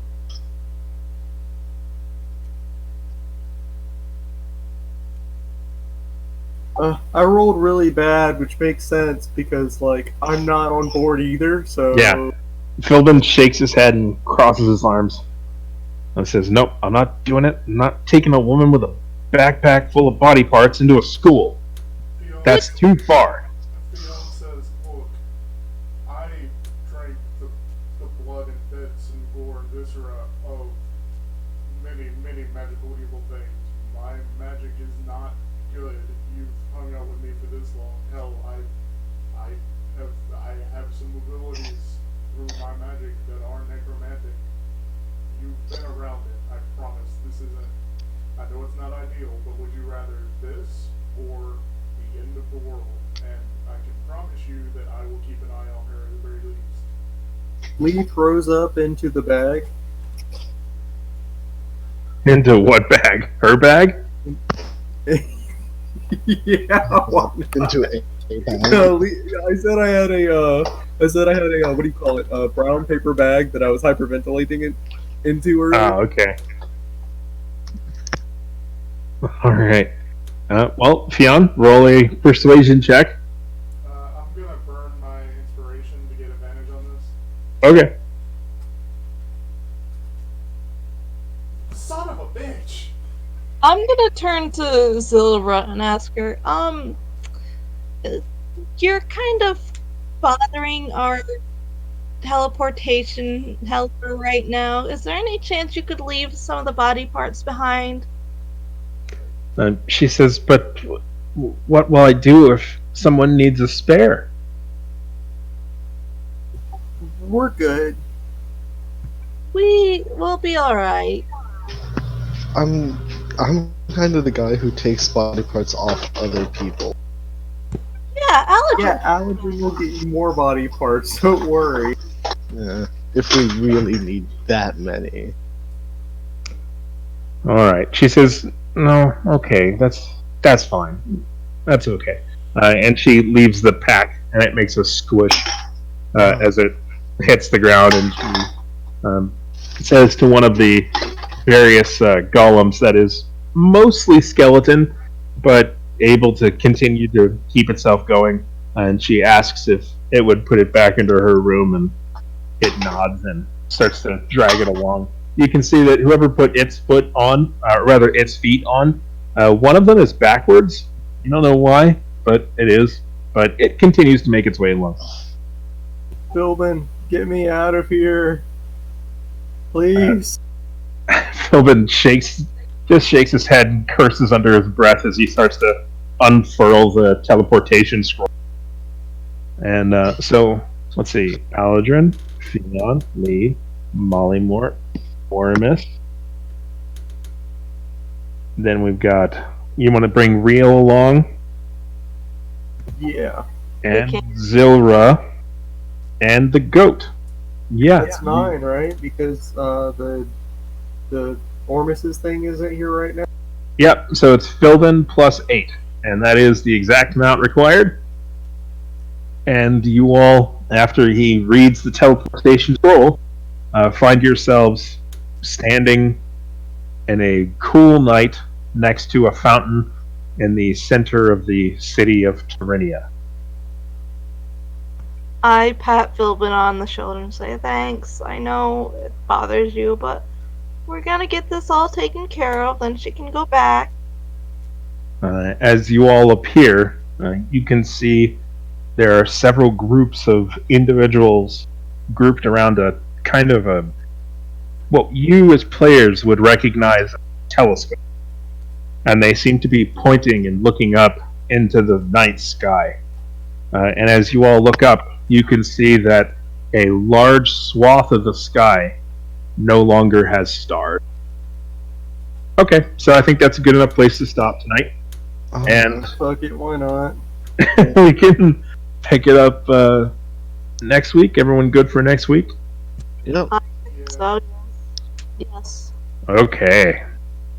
All right. Sounds good. All right. Well, guess I'll talk to you folks later. Alright. Yeah, we can. I'll fill in Ormus on what's going on with his deal. Yeah. So, bye-bye. Catch you guys later.